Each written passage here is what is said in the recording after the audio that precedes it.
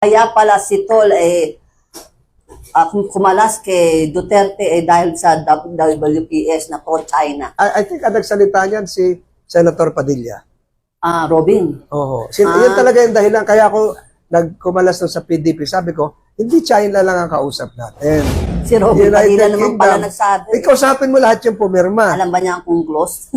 Doon pa tayo makikipag-usap. Inaagaw na nga nun, doon pa tayo makikipag-usap. Palagay ko kalokohan na yun. Kaya sabi ko, I resign. Committee received information from a reliable source that the Marcos administration has launched a communication strategy to divert public attention from the arrest and transport of former President Rodrigo Duterte, shifting the focus instead to the West Philippine Sea and alleged Chinese disinformation efforts. Yun ang premise ng question niya. Ako po, nagsasalita ako nilabas ko po yung Sandy K, kung hindi ako nagkakamali, August or September last year.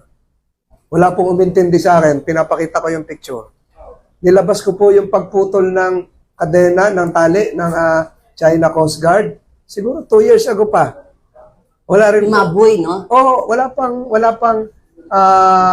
akong nagko-cover, hindi pa pinag-uusapan yung West Philippine Sea. Binuno ko po yung Philippine Maritime Zones Law, wala kang media coverage yun eh. Di ba ho? It was signed November 8. So, I don't think it is being used to detract from other issues. It is an issue which has well percolated and should come out in the open. Yung panglalason ng ating kaisipan. Nakita naman sa yung pinakita kong dokumento, pati yung mga screenshots nung mga text messages. So, November 12. Okay lang pinirmahan yung Maritime Zones Law. November 8. So, walang connection ito sa paglalansi. Ito yung mga screenshots ng mga messages ng Chinese troll farms. Well, hindi nila sinasagot ito kung totoo o hindi. Hindi, tahimik sila dito. Yung Chinese troll farms ba, monitor mo kung ma-atake sa'yo, sir? Meron. Gano'n katindi ang atake sa'yo, sir? Hindi ko na binabasa. Hindi ko na binabasa. At gaya nito, maliwanag, flag ng People's Republic of China yan eh. Yung sa dulo, ito yung bigger version. Ito. Yan yung report nila. Oh. Ang instruction, continue to showcase Chinese policies and disrupt, blah, blah, blah. Pinakita ko na po lahat ito. Hindi naman po ito fiction of my imagination. This has been going on and this has to be addressed. People are saying, may freedom of the press. May freedom of expression. Yeah.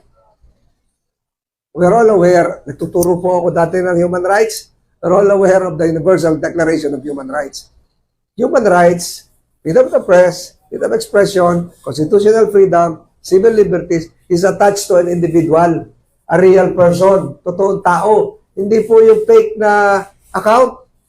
Hindi po yung AI. Walang freedom of expression yung AI. Walang freedom of expression yung fake na Pilipino. Yung fake na mangingisda, fake na businessman, na sumasali sa conversation. Tapos magbabiral. Loko-loko talaga to si Tol. Sira ulo to si Tol. Bakit mo naisip yung batas na yan? Wala namang basahin yan. O bakit mo pinaltan mo pa ng pangalan na Talampas? Gago ka. Okay. O gano'n. Yan ang mga banat sa'yo. Gano'n na, sunod-sunod na yan. Dami nun. Di ba? So lahat po yan ay nagpapatunay na hindi naman po tao yun. Pag sumagot ka doon, pumatol ka doon sa hindi tao. And they have the means, the technological apparatus to boost, to amplify. Kahit natutulog ka, yun na. Kaya usually ginagawa yan pag survey period. Kaya pagdating sa survey period, ano nangyari sa'yo? Ikaw na naman ang paborito. Di ba? Patay ka na naman. Di ba? Speaking of viral, past few days nabasa ko naman to na kaya pala si Tol kumalas kay Duterte dahil sa WPS na pro-China. I think ang nagsalita niyan si Senator Padilla. Robin. Oo. Yun talaga yung dahilan. Kaya ako nagkumalas sa PDP. Sabi ko, hindi China lang ang kausap natin. We're talking about the law of the sea. Ang law of the sea, 185 countries ang pumirma. Ba't nakausap mo lang China? Pumirma rin ng Burma, pumirma rin ng Singapore, pumirma Australia, New Zealand, Japan, di ba? Si Robin Padilla naman pala nagsabi. Ikaw usapin mo lahat yung pumirma. Alam ba niya kung close? Kaya pinagbitiw nila ako. Oh, they were the Yes. ones to... Yes. Nasa dyaryo yun eh. Okay. Kasi ang gusto ko, tinan nyo, kung kausap lang natin ng China, hindi natin kausap ngayon ng Japan. Hindi natin kausap ang Australia. Hindi natin kausap ang New Zealand. Kausap natin ang buong mundo. They are all supportive of the measures undertaken to protect the West Philippine Sea. Italy, lahat po yan. France, kasunod po ng reciprocal access agreement natin, France and Germany na. Di ba? Yeah. Bakit tayo makipag-usap lang sa isang bansa? Eh yung isang bansang yun nga yung gustong kumuha ng dagat natin. Doon pa tayo makipag-usap. Inaagaw na nga nun, doon pa tayo makipag-usap. Eh palagay ko kalokohan na yun. Kaya sabi ko, I resign. Okay. Now I understood that. Anyway, sir, napag-usapan din naman, my last issue with you, napag-usapan naman yung kay President Duterte na arrest and detention to the Hague. Si Senator Aimee nagsalita ng, yung pala I gathered from our Senate reporter, hindi naman pala committee report yun, but she made it appear it is a committee report. Will you sign that committee report, if ever, Hindi ko pa nababasa ho. na she's Parang- taking the whole of whole of government daw ang conspiracy to get Hindi ko pa ho na, Duterte out. I cannot comment kasi hindi ko pa nababasa. But I am after what has transpired kung kailangan nasa mabuti siyang kondisyon. Consistent po ko rito. Okay. As early as March 12, I was interviewed in Cebu. Okay. Sabi ko po, kailangan tratuhin na makatao si Presidente Duterte. Sinabi ko po yan, hanapin nyo, Brigada News, I think, Brigada Okay. News, or RMN Cebu. Okay. So, nilatag ko yan. Ang problema lang, doon sa iba, ayaw pakinggan yun. Ayaw nila pero nakapost po yan, may transcript po yung mga radyo. Ngayon po, I maintain that he should be treated well in accordance with the Mandela principles of a person deprived of liberty. He should likewise be treated in accordance with the European Union's guidelines for the treatment of a prisoner. Ano po 'yon? But, Nasa Europe kasi ang Hague. ang Hague. yeah. Although ang ICC hindi maliwanag doon yung patakaran. Kung ano ang kultura mo, kung ano ang pinanggalingan mong lugar, dapat yung detention facility should be considerate and provide him with food, cuisine, appropriate to the prisoner's taste and preference. Hindi ba naman pwedeng pakainin basta ng hindi European sang-ayon? food, oo. So, yun po yung Saka yung medicine niya, di ba? yung doktor dapat maayos po. Siguro maayos naman po doon. Pero yung pagkain, sinusuportahan ko po yung panawagan na dapat pakainin din siya ng pagkain Pilipino. Adobo, pansit canton, at yung mga pagkain natin. Paborito Kasi niya. nakalagay yun doon Munggo. nakalagay yun sa European rules. At dapat ganun po ang pagtrato sa kanya. Suportado ko po yun. On that note, I open the floor for your questions. Please identify yourself before you ask the question, please.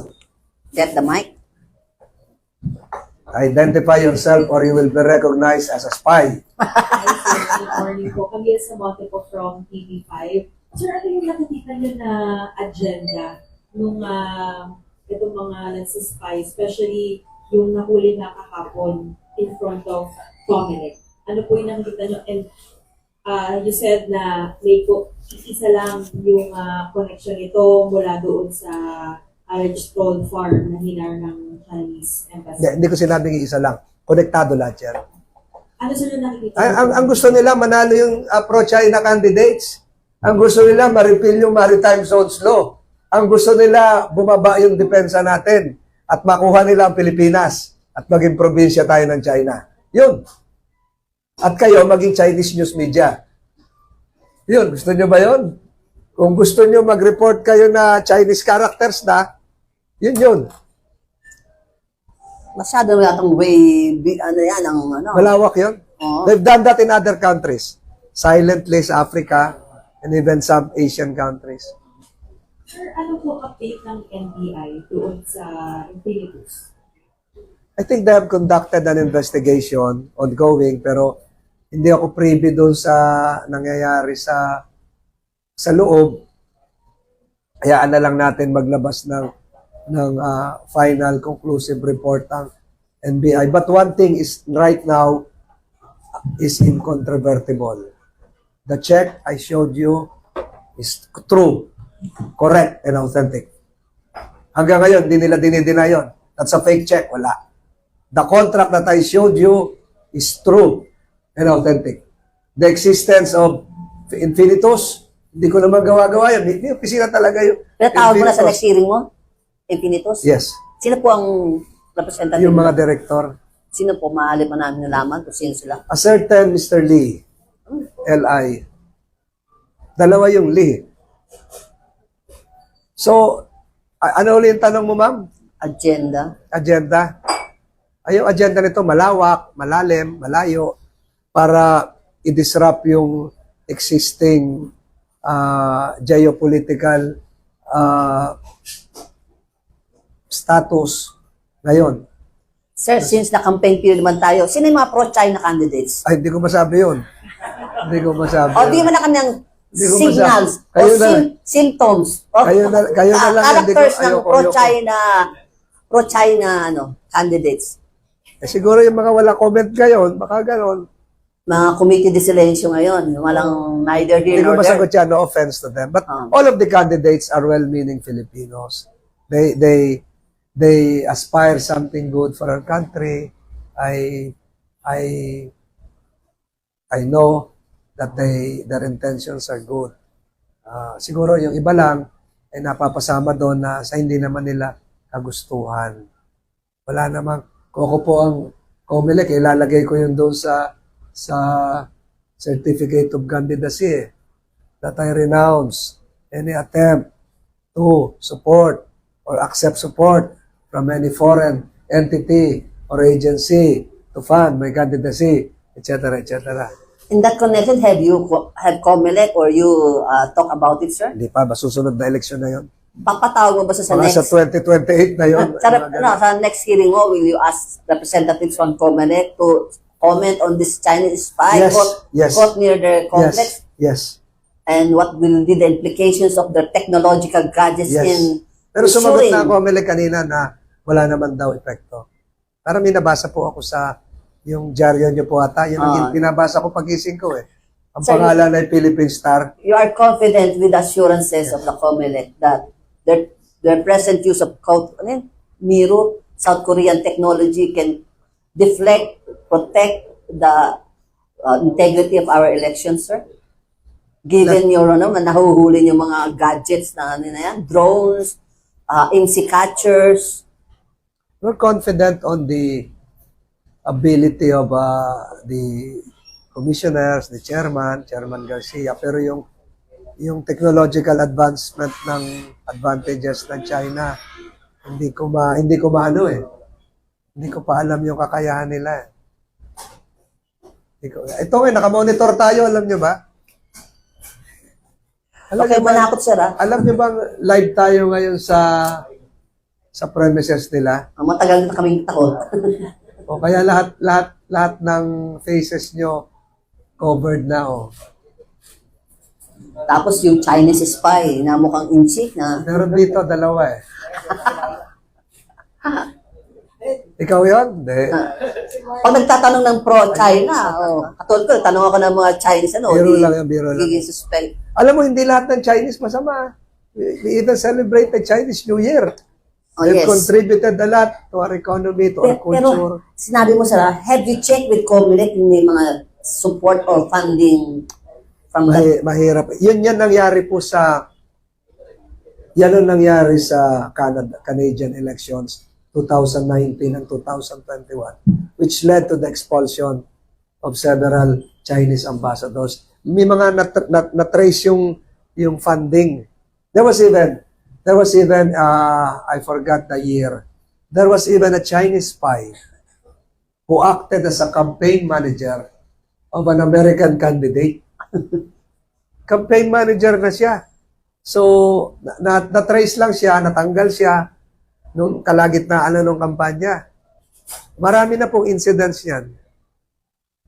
If they can do it there, they can do Ay, it here. lalo na. Oh. Question. Okay. Mark po from Philippines. We cover you, sir. When Senator Amy mentioned that the Senate suppose your Senate investigation is used by the administration as a so-called split tactic to distract from the issue of the Duterte arrest. Since we have parliamentary purpose, were you offended? No, hindi ko narinig eh. Ito, liwanagin ko ha. What I did has nothing to do with the administration. Ako lang po yun. Ako lang po yun. Hindi ito alyansa. Ako lang. Si Tol lang yun. Si Tol lang po yung kumilos last week. Hindi nga nila alam, may hearing ako. Ako lang po yun. Yung lahat ng US NBI, US PNP. Sa kanila ba galing yung mga cheque? Sa akin po yun. Wala po kinalaman yung alyansa. Kaya nga, nagugulat ako kanina. That's not an alyansa endeavor. Purely Senator Tolentino. Kasi nung ginawa ko naman itong mga efforts na ito, yung Philippine Coast Guard, na binangga tayo, yung nakipaglibing po ako sa Zambales, sa Santa Cruz, yung mga inisda natin. Wala pa hong alyansa nun. 2023 pa ho yun.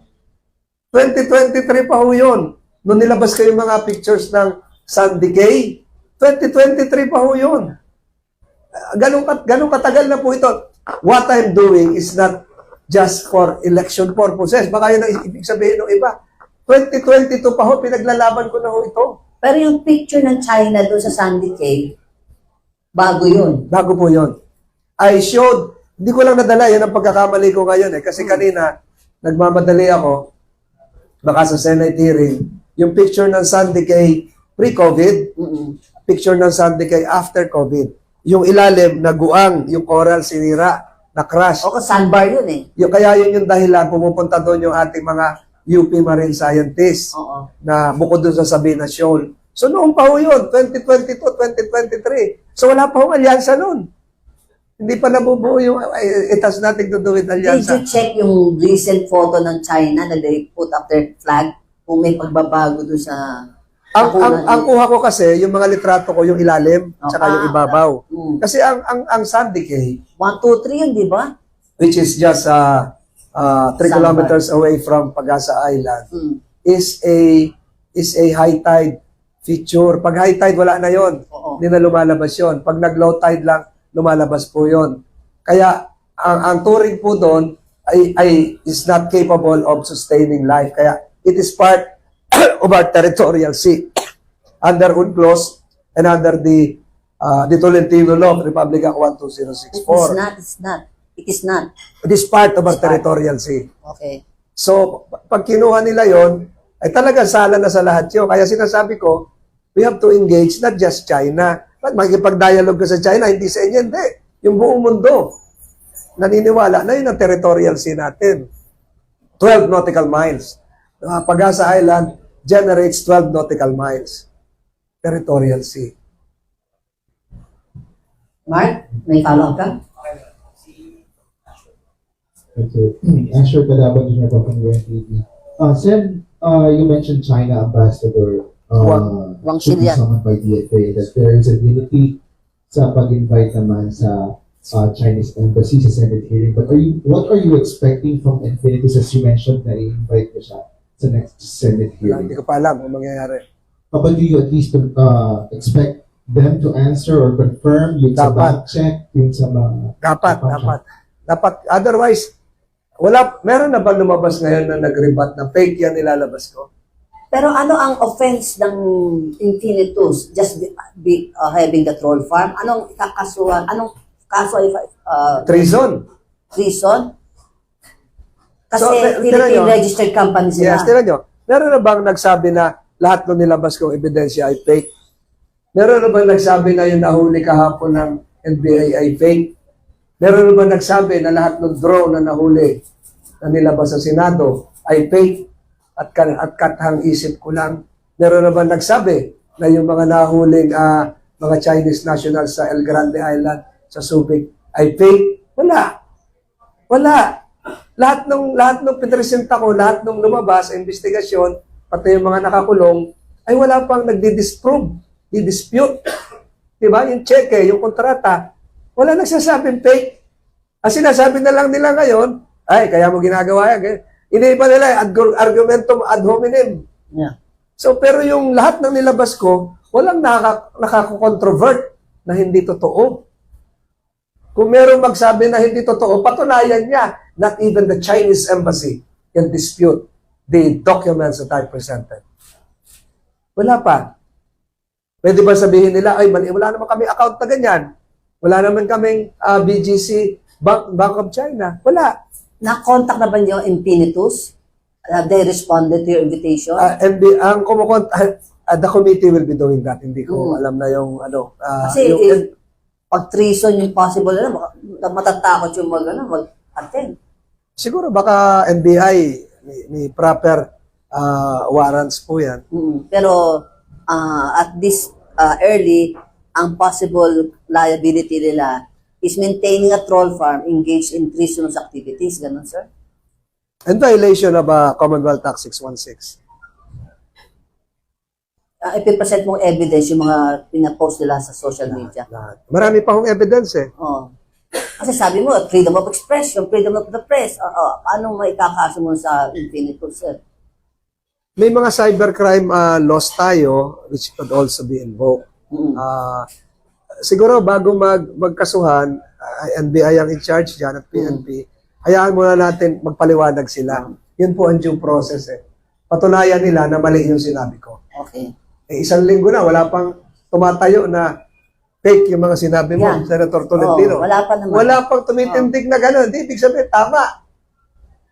Di ba? Kasi kung may maglalabas na fake, maglalabas ulit ako ng iba. Sen, follow-up lang din po. Kailan niyo po nakikita na isasagawa yung next hearing? And sino-sino po yung mga Yung nabanggit ko kanina. Next week. next week? Next week. Next week, Well, 1 week before the election We're day. ready next week. Siguro, kung hindi Martes, Lunes. Before election day yon. Kung hindi Martes, Lunes. Pero nakikita niyo po na malaki yung maitutulong kung dadalo po yung Infinitus. Ay, oo naman. At saka, alam mo, hindi lang ito si Infinitus eh. Marami pang Marami pa? Infinitus. Wow. There are regional corporate offices out there masquerading as legitimate business operations, when in fact, they are at the behest and call of their principal, which is the Chinese embassy. Ano rin, yung online media? Alam mo, minonitor nyo ba yung hearing ko?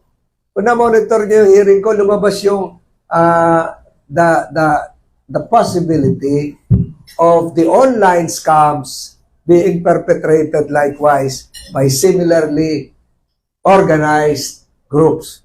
Kasi kailangan mag-sustain nila eh. Oh. Mag-hotel sila rito, dito sila titira. Oh. O di ba? Nasa inyo na lahat, nasa kanila lahat yung datos. Yung kanilang cell sites na nilalagay sa mall. Napunta sila sa mall eh. So sa mall, ano nakukuha mo sa mall? Yung credit card transactions. Sabi ko dun sa NBI, bakit sa mall sila nag-ooperate? Anong gagawin nila sa mall? Yeah. Yung credit card transactions. Pag nakuha yun, Buti lang, di ako for dun Diyos sa- por santo, Di ako- lahat na lang, yun na yung online scam. Pag tumabi sa MOA, halimbawa, o lahat na lang, kuha na yung detalye ng transaction yung credit card. So, tuloy yung ang nangyari, kumita pa sila, naloko pa ang Pilipinas. Away-away tayo lalo. Away-away. Wala na nga ang Pogo, meron pang online. Ayun na nga, kasi yung gadget nila, gaya nung yung gadget na dala kahapon, MC Catcher. yung MC Catcher,